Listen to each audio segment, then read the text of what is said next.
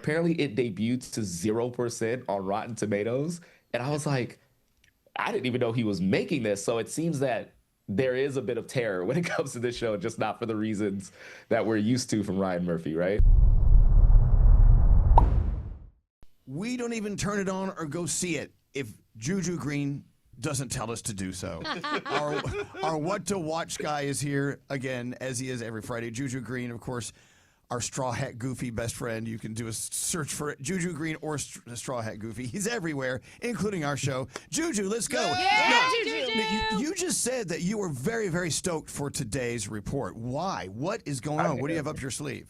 I am very, very stoked. As a huge fan, I got three things for us to watch, but we got to start with the theaters, as I often do. But as a huge fan of the Predator franchise, as a huge fan of the director, Dan Trachtenberg, who's been killing it with the Predator franchise as of late, we have a new movie coming out this weekend featuring a Predator. It's called Predator Badlands, and this is actually a first for the entire franchise. If you love Predator, you know it's mainly about an alien, comes to Earth, stalks a bunch of people, kills a bunch of people. But this is the first alien Predator movie where the Yautja, aka the Predator, is the main character. It's entirely from their perspective. It's an action flick about a predator named Dek on his first hunt, trying to prove himself because he's actually the little runt of the Predator clan, and so he really has to prove himself to his father. It's a Predator with with daddy issues, which we've never seen. Okay. Wait, this is sounding like Scary. He's a daddy with Predator issues. Anyway, but go right ahead. Now, so from the perspective of the Predator, this is a whole new way of doing this.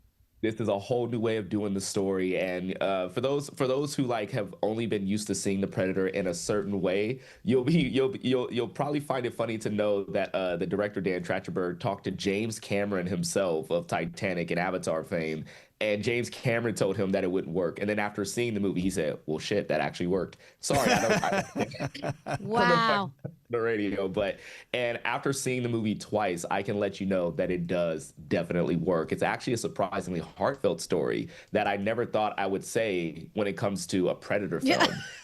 So it's a lot to love about this movie. The action is top notch. The visuals are pretty amazing. And it actually is a story about found family and breaking away from the code of what you thought you was. A very brutal character actually has some heart to it. So I actually love Predator Badlands. And this is Dan Trachtenberg's third Predator movie. And I just want him to keep making them till the end of time. Wow. So this is the first Predator, it sounds like, that we're actually going to like and have a connection with. The runt of the Predator group. Relatable. All right, okay, so Predator Badlands. Okay, what's next? Yes, sir. Next up, I actually just watched this movie last night. I got this as a screener from Netflix, and it premieres on Netflix this Friday. It's called Train Dreams, and it is a fantastic movie. It's a huge Oscar contender. I didn't know much about the movie going in, but essentially what the story is about, it's about this logger from, I believe he's like in the 1920s. And it's this logger who essentially it's about his life. He's very isolated. He doesn't really have a lot of friends to speak of. And then everything changes when he meets a woman named Gladys. And so now his job, which takes him off to faraway places, and he pretty much has to like walk back home for like long periods of time. He just wants to get back to his family. It's very heartfelt. It looks beautiful. Like even when you're watching it at home, it just made me wish I could watch it in the theater because it just looks that gorgeous. It has Joel Edgerton as the main character. Joel Edgerton is the main character. You also have William H. Macy in a very like sweet role as the old man of the logger crew. And I love me some William H. Macy. As well as, oh my God, I'm blanking on the actress's name right now. Oh my God. Felicity Jones is also playing Gladys in the movie. The movie is so heartfelt. I can't stress how beautiful it looks. And it's just a great meditation on life, on the passage of time, because the movie takes place over the course of many decades, and how one life can be affected by many different people and how we can affect other people's lives. And it's all done it's one of the best films that I've seen this year, and I cannot stress that enough. I think it might have cracked my top 10. We need something new.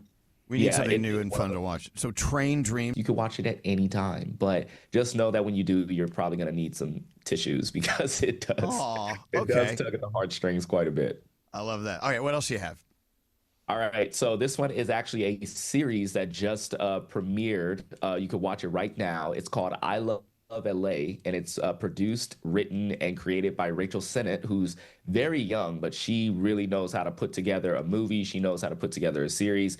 And this is essentially a series for the people who are they got a little bit of a grudge against LA. It's almost a cynical take on LA, like the inauthentic nature of it, the influencers, the name dropping, just like it's something for the LA natives as well. So it's basically a love letter portrait, cynical take on the city because the city is very different things, and it follows a woman who's a social media manager whose friend is a social media star and her friends who are just trying to make their way in this city. And if you live in LA, you'll get like the funny inside jokes. There's this hilarious joke about someone coming to New York wanting to go to the beach, and the LA people are like, oh, no, that's a whole thing. You have to wake up at 8 a.m. You got to do this whole thing. Like, nobody goes to the beach unless, like, you're a tourist. And it was just a hilarious exchange. But as an LA native, I have a lot of feelings about it. And I can't wait to see, like, what more they do throughout the course of the season. Because as an LA native, I feel like there is a difference between people who moved to LA and the people who've always been to LA. And I feel like it's tackling all sides of that. So that one's on HBO Max, and it features a really great cast who has really great chemistry. And I would highly, highly recommend you guys watching that first episode. All right, we have one more show coming up, and Gandhi's going to cover that in a second. But to your point about L.A. and New York, it seems like L.A. and New York, more than any other cities in the world, are characters in film and shows, TV shows, in and of themselves. I mean, and I love that. In L.A., you always know it. L.A. has that special L.A. thing, and New York has that special New York thing. And I love how, in many movies I've seen, I always thought that the city itself was bigger than the actors that were in those roles at the same time. It's kind of interesting. But okay, so you gave us Predator Badlands, which we need to see. Sir. I love how you loved it. You're very passionate about it, how you talked about it. Now, Gandhi, go ahead. Talk to Juju about your discovery. So I need to know if you have any inside information about why Ryan Murphy is raining terror upon us with the things that he's putting out right now. So first it was the Monster series, which the last one was crazy. And now he hits us with this Kim Kardashian show, All's Fair. The premise of it is incredible. And then I watched it, and I would like to know from you what's going on. So Ryan Murphy, I fully agree with you. He just loves raining terror on people, and I think he gets off on it a little bit. I think that's just like his personal thing. But it's so funny because he makes so many shows that I don't even have on my radar, and I go, oh, Ryan Murphy's at it again, right? He just pops them out like Alexander Hamilton. Right. But so I didn't really know about this show until I saw the report on the Rotten Tomato score for the show. That was my first like brush against it. And apparently it debuted to 0% on Rotten Tomatoes. And I was like, I didn't even know he was making this. So it seems that there is a bit of terror when it comes to this show, just not for the reasons that we're used to from Ryan Murphy, right? It was wild.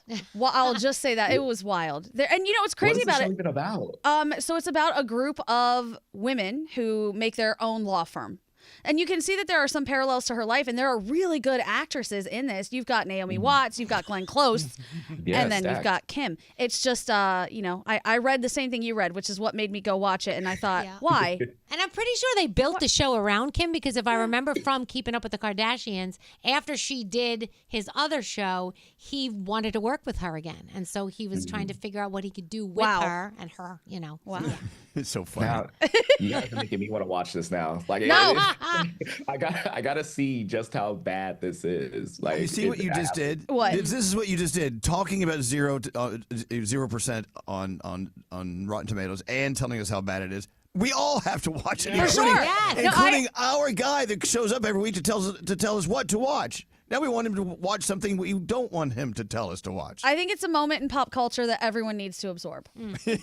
Are you saying it's this year's Madam Web, where you have to see it? Like, really recommend how bad it is? You might just have to watch it to be like, what? Oh, can I ask a question too? Since you just said Madam, what happened to Kiss of the Spider Woman with Jennifer Lopez? It came and went with a blink. It came and went. That was crazy. Wait, hold on. It came out? Yes, it's done already. Sorry. Yeah. Yeah, I forgot it came out, actually. I remember when it came, and I forgot that it was. Did you see it? I did not see it. Okay. Okay. Yeah, no. I guess it came and went out of my mind as well. There you go. You pretty much answered your own question, Danielle. It came There and you went. go. So Juju Green, of course, search for Straw Hat Goofy. He's everywhere and on your socials, and of course his podcast is doing great. What to watch every week. We don't go anywhere near anything unless you tell us to. Juju, thanks for coming in. We appreciate it. Thank you, guys. And we also have a great interview on the podcast this week with the director of Badlands, Dan Trachtenberg. So make sure you guys check that out to get some actual fun Easter eggs about Stranger Things. That's all I'll say. Oh, yes. Wow. 20 Thank you, days, guys. 20 days away, or like 19 20 days away days. or something. We'll be talking about that in a couple weeks. All right. Thank you, Juju. Have a great weekend. All right. Thanks, guys.